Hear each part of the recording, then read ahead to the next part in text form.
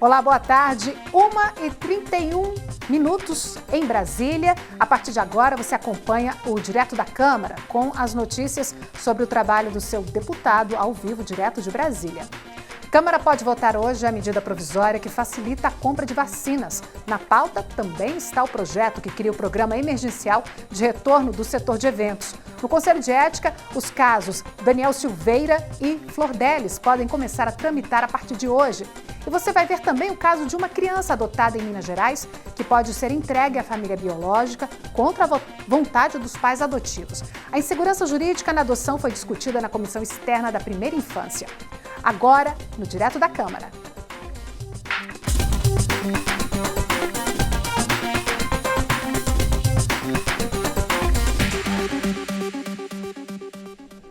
Nós vamos direto até o plenário da Câmara, onde está a comentarista Dini Moraes. Dini, muito boa tarde. Gostaria de saber se essa medida provisória aí que pode ser votada hoje pode ajudar a destravar as tão esperadas vacinas contra a Covid-19. Boa tarde, Sandra. Boa tarde a todos que nos acompanham agora ao vivo, diretamente pela TV Câmara, pela internet e também pelo nosso aplicativo Câmara ao Vivo. Sim, Sandra, essa é a ideia, né? Essa medida provisória, quando ela foi editada, ela prevê justamente isso, tentar facilitar e agilizar o trâmite, especialmente da Agência Nacional de Vigilância Sanitária, na aprovação das vacinas e dos insumos que chegarem até o país para que ele seja disponibilizado mais rapidamente à população. E para isso, prevê, por exemplo, uma facilitação, né, uma agilização do processo, desde que essa vacina já tenha sido aprovada por órgãos internacionais equivalentes à Anvisa, por exemplo, em países já reconhecidos pela Organização Mundial da Saúde. Olha, neste momento, Sandra, só para a gente situar quem está acompanhando a gente ao vivo, o plenário Ulisses Guimarães está passando por uma desinfecção, uma limpeza justamente para proteger os parlamentares e os servidores que vão estar aqui no plenário Ulisses Guimarães logo mais a partir das 2h da tarde, que é quando está marcado o início da sessão de hoje. A gente lembra que a primeira hora da sessão é destinada ao período de breves comunicações, que é aquele período destinado aos parlamentares falarem sobre assuntos que consideram mais importantes. São pequenos discursos, né? A partir das 3h da tarde está prevista a ordem do dia, ou seja, o período destinado às votações da pauta que está prevista para hoje. E aí, como você bem falou, o que é mais provável é que se comece a votar a partir desta medida provisória que trata justamente da pandemia de Covid-19, pandemia esta que já foi responsável por mais de cerca de 250 mil mortes no Brasil. Eu vou chamar o repórter Lincoln Macário, que está no Salão Verde, e ele tem mais detalhes sobre a pauta de votações de hoje. Boa tarde, Lincoln. Essa medida provisória é apenas um dos 10 itens, né, dos 10 assuntos que podem pintar na votação desta semana. A gente já tem meio encaminhada que a votação deve começar justamente por essa medida provisória. Você tem alguma perspectiva se deve ser alguma aprovação fácil e quais são os próximos itens? Olá, Dini, olá a todos que nos acompanham. Provavelmente não vai ser tão fácil, apesar de existir uma enorme convergência do governo e da oposição em torno desse texto, mas o relator, o deputado Pedro Westphalen, do PP do Rio Grande do Sul, colocou lá algumas coisas no seu relatório, visando especialmente atender as mais de 168 emendas, as 168 sugestões de modificações feitas por deputados e senadores. Lembrando que a medida provisória entra na casa por uma comissão mista, uma comissão de deputados e senadores, é analisado primeiro por essa comissão como as comissões não estão funcionando. O relator oferece o parecer por essa comissão. Consequentemente, ele oferece parecer em relação às emendas dos deputados, mas também dos senadores. Foram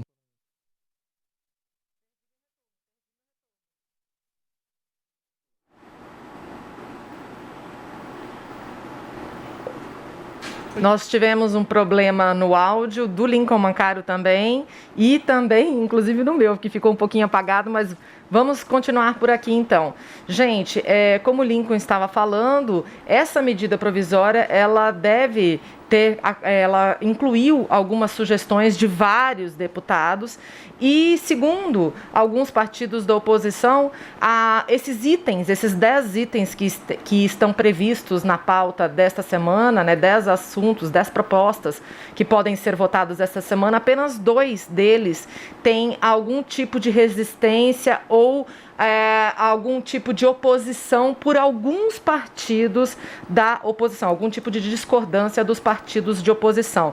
Esses 2 itens, um é o Acordo Brasil e Chile e o outro é aquele projeto que aumenta, endurece o cumprimento de pena para assassinos de policiais e profissionais da segurança pública. Acho que nosso retorno, nosso contato com o Lincoln Mancário retornou certinho. Lincoln, tá me ouvindo? Te ouço bem, Dini. E você, me ouve? Perfeitamente. Agora você pode continuar. Você estava falando da medida provisória a respeito das vacinas, que facilita o trâmite das vacinas aqui no Brasil. Você havia me perguntado se eu achava que seria uma aprovação relativamente fácil. Existe, sem sombra de dúvida, uma enorme convergência em torno dessa medida provisória. O texto do governo, a oposição concorda com muito do que está escrito lá, mas tem sempre uma divergência aqui, outra ali. Uma das principais divergências que deve ser objeto de discussão é sobre a possibilidade colocada no relatório pelo deputado Pedro Westphalen, do PP, do Rio Grande do Sul, Pato do Rio Grande do Sul, pelo Progressistas, usando o novo nome do partido do Rio Grande do Sul, que é a possibilidade das empresas privadas comprarem a vacina, desde que doem metade da compra para o governo, que de certa forma aceleraria a chegada de vacinas à rede pública. Por que isso é polêmico? Porque muita gente considera que não pode haver nenhum tipo de fura-fila no processo de vacinação. O processo de vacinação tem que seguir uma coordenação nacional por parte do governo, respeitando os grupos prioritários, etc. Agora, essa discussão ganha mais importância ainda pelo fato de que hoje foi anunciado pela Anvisa, pelo presidente da Anvisa, que foi dada o registro definitivo da vacina da Pfizer-BioNTech. Uma vacina que é muito eficiente, tem 95% de eficiência, mas, por outro lado, também é muito cara. Ela chega a custar 6, 10 vezes mais do que as vacinas que nós estamos consumindo aqui. Então, por um lado, tem um preço mais elevado, porque usa uma tecnologia completamente nova do RNA mensageiro, mas, por outro lado, custa bem mais caro, e não só o preço, mas algumas condições que foram colocadas pela Pfizer-BioNTech para a compra dessa vacina fizeram com que o governo vacilasse, ele compra ou não compra, e acabou decidindo por não comprar, pelo preço, pelas exigências, por exemplo, de qualquer contestação em relação a efeitos colaterais deveria ser feita na justiça americana, com um fundo já, um saldo preparado nos Estados Unidos para evitar eventuais ações, para indenizações, etc. E aí todas essas exigências da Pfizer fizeram com que o governo optasse por não comprar, mas agora, diante da possibilidade de compra pelo setor privado, com um registro definitivo da vacina, aí essa medida provisória passa a ser mais importante porque ela estabelece aí essa questão de pode comprar desde que metade das vacinas passem para o setor público. Tem uma outra questão muito importante que é o seguinte: a medida provisória ela prevê que a Anvisa terá que acelerar muito o processo de autorização de vacinas se essa vacina já tiver a autorização de uma autoridade sanitária similar à Anvisa de 5 países: Reino Unido, Estados Unidos, União Europeia, China. E aí o relator está incluindo mais algumas agências de alguns países como Índia, Austrália, Argentina, aqui do lado, etc. E dizendo mais, assim, qualquer agência que tenha o mesmo nível da agência brasileira, que é o padrão ouro, que é o nível 4 da Organização Mundial de Saúde. Então, muitas outras agências vão poder credenciar e a Anvisa fica obrigada a fazer um processo muito mais rápido, muito mais simplificado para aceitar essas vacinas aqui. Bom, esses são, então, 2 pontos que devem gerar alguma alguma celeuma, um destaque para votação em separado, um destaque supressivo. Vamos acompanhar, vamos tentar traduzir para você tudo o que está acontecendo.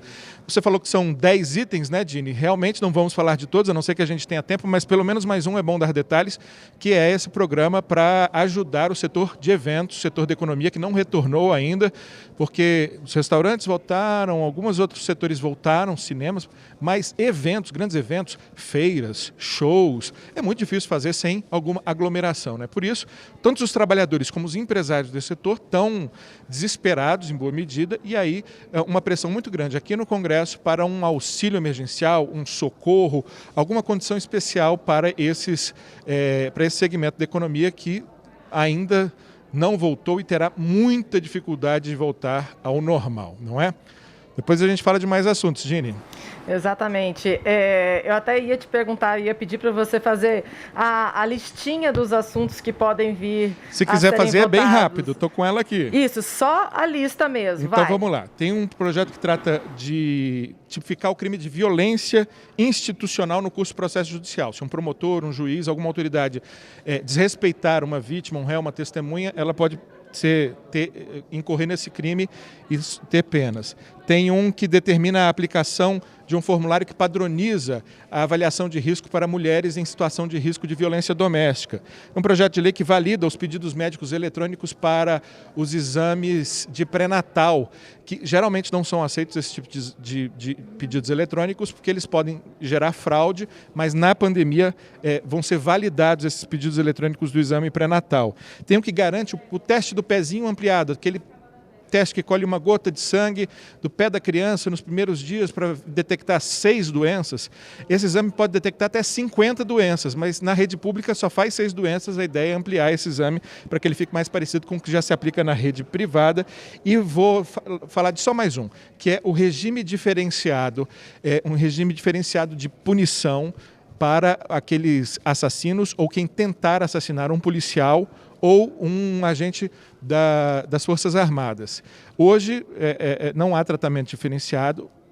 Se o projeto for aprovado, quem tentar assassinar ou assassinar policial ou agente das Forças Armadas vai para uma penitenciária federal, regime de segurança máxima, um regime disciplinar diferenciado. Parece haver um consenso razoável na Casa para aprovação dessa matéria também, Dini. Exatamente. Então o Lincoln conseguiu dar uma ideia, né, assim, uma visão geral do que pode vir a ser votado não só hoje, mas ao longo desta semana também. Lembrando que a previsão é que as votações comecem por esta medida provisória que trata de acelerar a análise das vacinas contra a Covid aqui no Brasil por parte da Anvisa, a Agência Nacional de Vigilância Sanitária. A pauta não deve ter obstrução, apesar de ter duas propostas, né, que têm discordância de alguns partidos da oposição. Mas, no geral, as votações aqui no plenário não devem ter aquele kit obstrução, ou seja, aquela série de requerimentos que os partidos que não concordam com um tema que está sendo votado colocam na sessão para tentar ou derrubar a sessão ou atrasar ao máximo a votação. Então, as votações elas devem ocorrer tranquilamente, digamos assim, e só tentando modificar um ponto ou outro, começando por esse ponto da vacina. Agora a gente vai voltar para a Sandra lá no estúdio e se der um tempinho, no final do jornal, se a sessão não tiver começado aqui ainda, a gente volta para dar mais detalhes para vocês. É com você, Sandra. Exatamente, Dini. Muito obrigada pelas informações. A gente viu aí a Dini Moraes, que é comentarista do plenário, e o Lincoln Macário, eles que explicam para a gente, traduzem as votações e as discussões dentro do plenário da Câmara dos Deputados. Nós vamos falar agora com o repórter Cid Queiroz, que tem informações sobre o Conselho de Ética, que se reúne hoje, depois de muito tempo parado. Mas antes dele falar do Conselho de Ética, o Cid, ele está lá na frente, em frente à residência oficial do presidente da Câmara, Arthur Lira, porque neste momento o presidente está reunido com o ministro da Economia, Paulo Guedes. E o Cid tem as informações. Cid, boa tarde. Boa tarde, Sandra. Mais uma reunião. Desde que foram eleitos os 2 presidentes para a mesa diretora, eles já realizaram várias reuniões com o titular do Ministério da Economia, o Paulo Guedes, sinalizando um compromisso do comando do Congresso com a agenda econômica. Ainda no início da semana, ontem, o deputado Arthur Lira, o presidente da Câmara, ele sinalizou, ele falou que tem uma expectativa de aprovar até o final de março os principais projetos da agenda econômica que podem ajudar o governo no ajuste fiscal. Eles têm duas PECs lá no Senado prontas para votar e que devem chegar logo para a Câmara, que é a PEC emergencial e a PEC do Pacto Federativo. Tem também a reforma administrativa, que está na Câmara dos Deputados, e o orçamento, que é uma decisão conjunta do Congresso, em que o presidente da Câmara falou que há uma intenção de tentar se desvincular o orçamento para desengessar. Todas essas medidas, elas têm o objetivo de dar instrumentos para o governo federal e também para os estados e os municípios de promover o ajuste fiscal logo depois dessa pandemia. A crise econômica está muito forte e é preciso atacar essa questão também. Hoje de manhã o deputado Arthur Lira, ele participou de uma live aí do jornal Valor Econômico e detalhou um pouco mais aí os objetivos dessa estratégia, dessa agenda para o Congresso. Vamos assistir a entrevista. É um orçamento desvinculado, na medida do possível desindexado, porque como é que você vai justificar, num momento como esse de pandemia, você dar aumento a funcionários? Então, a indexação é para isso. Nesse caso, ela já perde um pouco do efeito, porque já foi dado aumento do salário mínimo esse ano. Tá certo? Então, os efeitos disso já foram ultrapassados.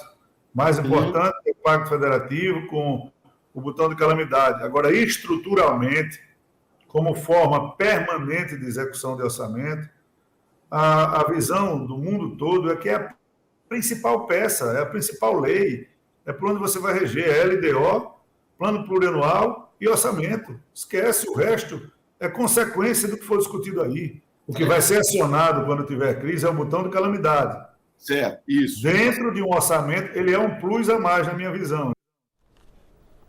Cid, além aí dessa cobertura aí na residência oficial, com o presidente Arthur Lira, a pauta econômica e o ministro da Economia, Paulo Guedes, a gente também aqui na Câmara tem a abertura do Conselho de Ética hoje, né? Quais são as informações de lá?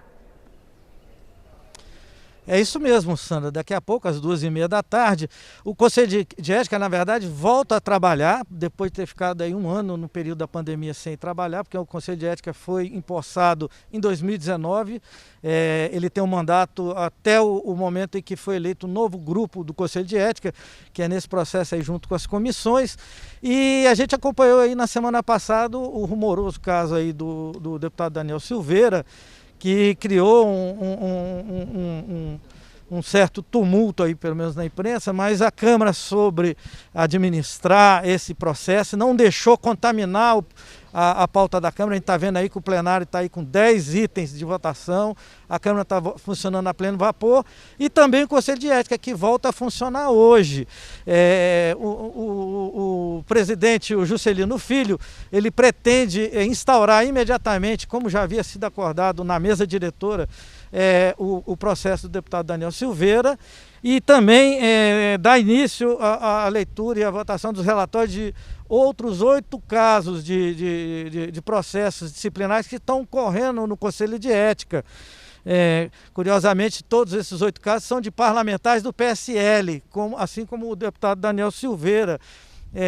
O processo é o seguinte: o presidente vai, a partir de um sorteio, vai ser indicado uma lista tríplice de parlamentares, por uma definição, uma regra estabelecida. Não pode ser nenhum parlamentar nem do Rio de Janeiro e nem do PSL, que é o partido do deputado Daniel Silveira, e ele vai indicar esse relator.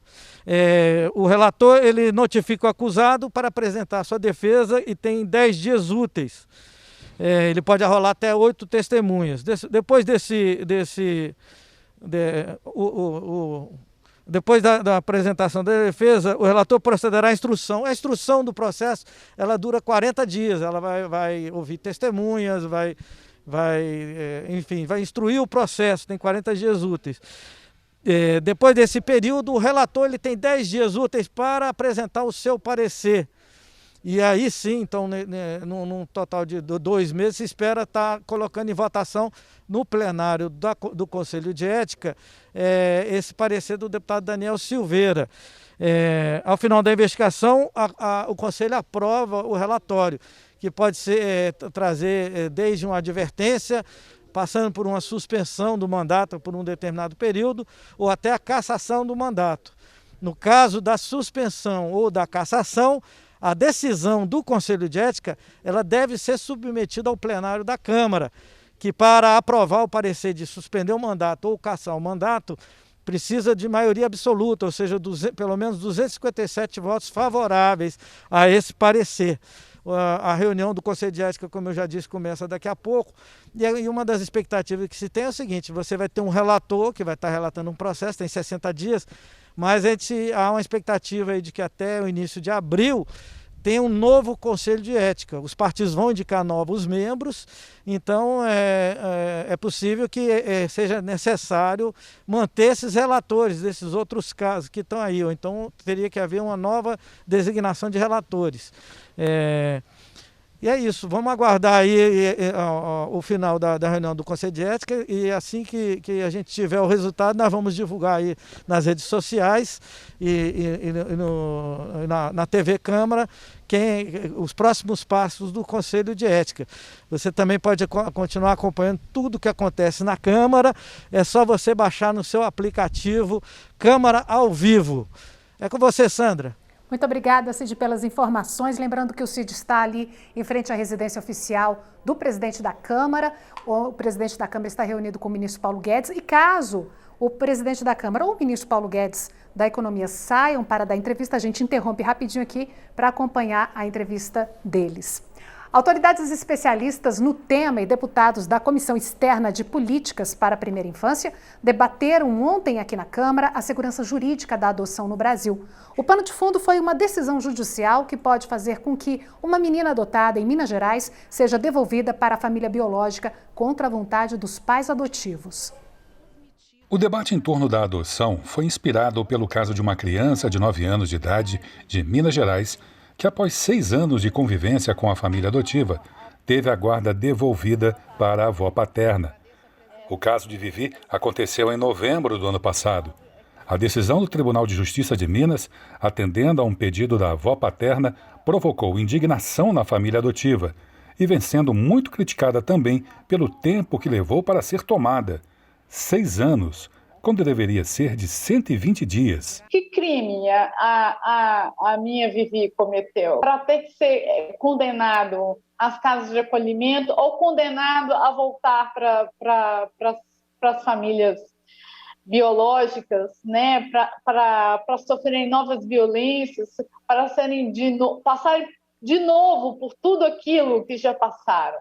Não é só a Vivi, são as várias crianças que estão vivenciando momentos traumáticos. Este promotor de Minas Gerais diz que esse não foi o único caso, mas mostra bem o pouco interesse com o qual o tema é tratado no Brasil.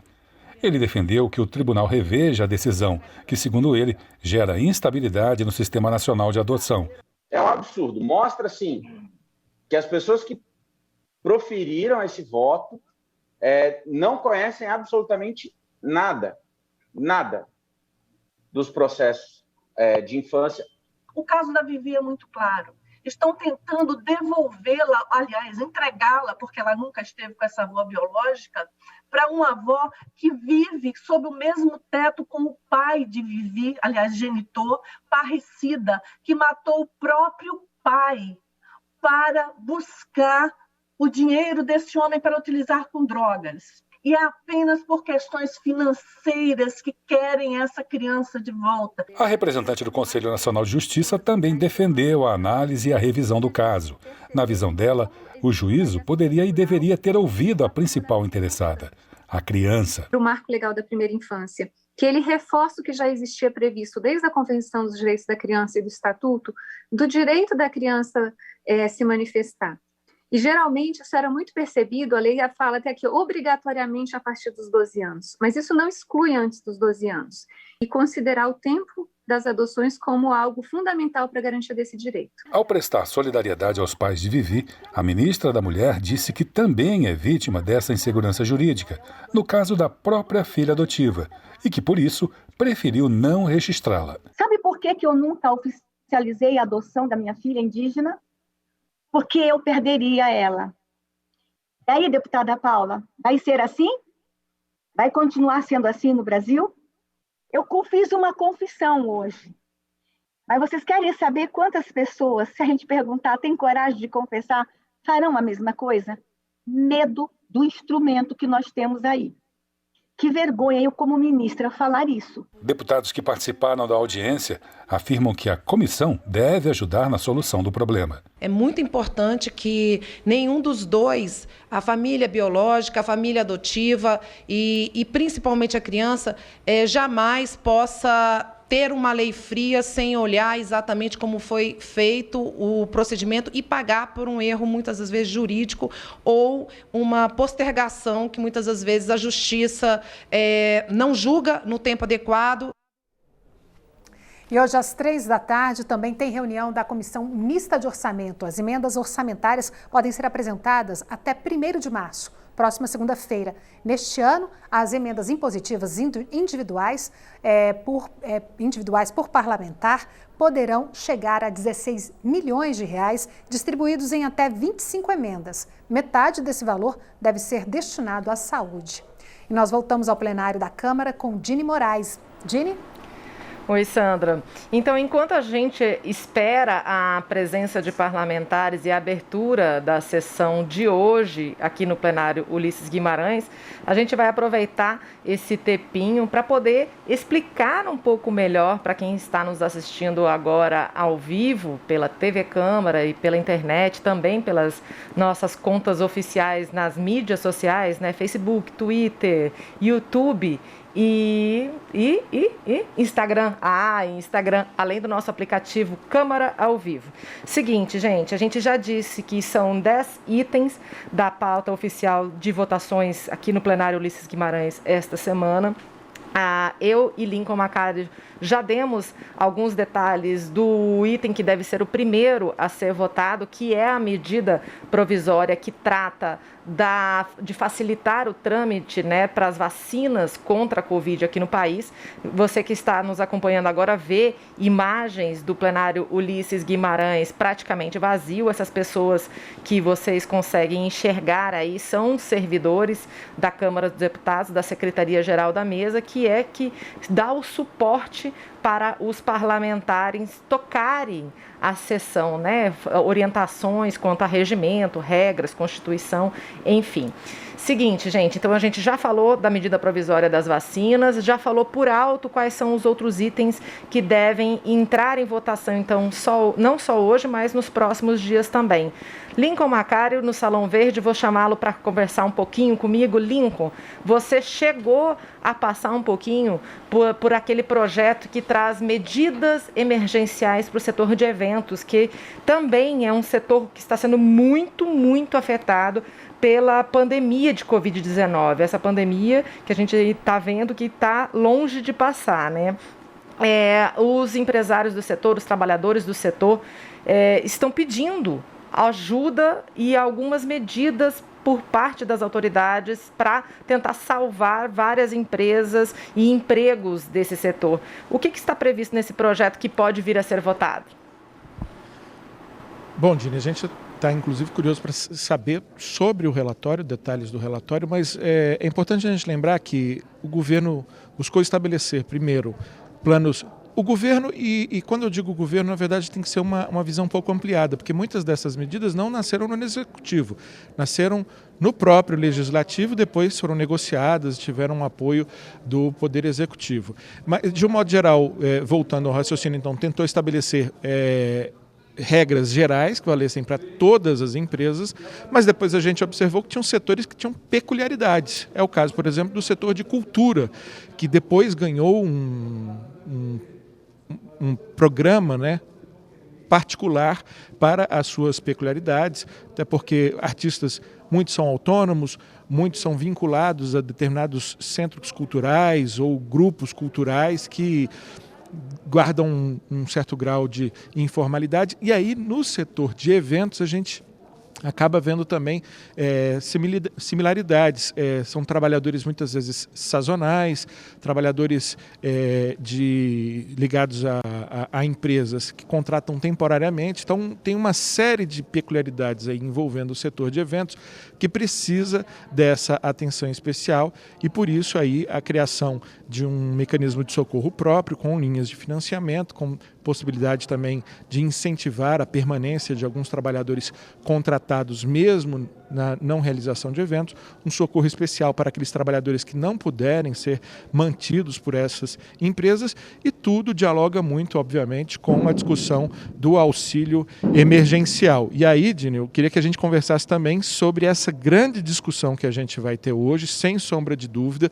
A votação no plenário certamente será sobre MP da vacina, talvez a gente tenha tempo para chegar na questão do pacote para o setor de eventos, mas os debates na casa certamente serão contaminados por essa discussão sobre auxílio emergencial e PEC emergencial, que criaria, né, os mecanismos para bancar, para destinar os recursos para o auxílio emergencial, né, Dini? Exatamente, a gente já vai entrar nessa questão orçamentária, Lincoln. Então, só para a gente finalizar a questão dos eventos, se você é ligado a esse setor ou conhece alguém que trabalha nesse setor, esse projeto, ele traz inclusive um programa que tem um nome específico, tem até um apelido, que se chama PERSE, que é Programa Emergencial de Retomada do Setor de Eventos. E a ideia é justamente criar ações que diminuam o impacto da pandemia de Covid no bolso, né, das empresas, nos cofres das empresas, né? Tentar salvar mesmo, de fato, o setor. Então, entre as ações que estão aí previstas, tem parcelamento de dívidas, não só dívidas com o governo, mas outras dívidas que estão em estágio de cobrança, e também ações para tentar diminuir o pagamento que essas empresas têm como obrigação, né? A gente lembra que esse setor de eventos, ele é um setor grande, né, significativo. Tem uma pesquisa do Sebrae que apontou que o faturamento supera 200 bilhões de reais por ano e tem mais de 2 milhões de empregos diretos e 48 bilhões de reais arrecadados em impostos. Então, é um setor que movimenta bastante a economia, que não está movimentando neste momento, né? Porque, como o próprio Lincoln Macari falou agora há pouco, quase impossível fazer evento sem aglomeração, e os que são possíveis não precisam de distanciamento e muito menos pessoas, né? Então, o faturamento caiu demais nesse setor. Há aí uma expectativa para a votação dessa proposta, então, que está prevista para essa semana. Mas eu volto com o Lincoln Macari lá no Salão Verde, justamente para a gente falar sobre o assunto de orçamento. Lincoln, o seguinte: o presidente da Câmara, deputado Arthur Lira, desde que assumiu o comando da casa, já disse que uma das prioridades de votação é o orçamento desse ano, justamente porque ele ainda não foi aprovado, né? A lei orçamentária, a gente lembra, é uma lei que traz detalhadamente o que o governo pode fazer com o dinheiro que arrecada e o que não pode fazer também, né? Então tem ali os limites, é um orçamento engessado, e eu coloquei entre aspas, mas é basicamente isso mesmo, tá, gente? De cada R$100 que tem nos cofres públicos federais, mais de 90 já estão comprometidos com alguma despesa que não pode deixar de ser feita. Então, há pouca margem de manobra aí, e essa falta de manobra do governo para aplicar em prioridades vem sendo falada, inclusive, em conversas pelo presidente da Câmara dos Deputados nesses debates a respeito de orçamento. Neste momento, inclusive, ele está reunido com o ministro da Economia na residência oficial. Lincoln Macari, aí eu te chamo de volta. Voltaram aos debates as palavras desindexação, né? Então, e desvinculação, exatamente. É muito importante que a gente traduza, né, Dini, essas duas palavras, porque elas entraram para valer na discussão no fim de semana. Lincoln, desculpa te interromper. Eu vou te deixar falando rapidinho, mas eu acho que a sessão vai ser aberta a qualquer momento. Se eu precisar, eu vou te interromper, ok? Tá ótimo. Bom, então essas duas palavras, né, desvinculação e desindexação, entraram para valer mesmo nas discussões já no fim da semana passada, por isso que eu digo que esse deve ser o grande tema dos debates, não das votações, mas dos debates hoje aqui no plenário. Deve ter uma movimentação, principalmente da oposição, contra essas duas palavras, que querem dizer o seguinte: desvincular. Hoje, como a Dini já disse, 96%, R$ 96 em cada 100 já tem destino certo, os 15 para a educação, os X para a saúde, tanto para ciência e tecnologia, etc., sobra só R$ 4 em cada 100 para os investimentos. Desculpa, eu vou precisar te interromper, porque a gente realmente não pode cortar a sessão plenária. Ela já iniciou e vocês continuem acompanhando agora a gente, sessão plenária, aqui no plenário Ulisses Guimarães, sessão do plenário da Câmara dos Deputados já iniciada.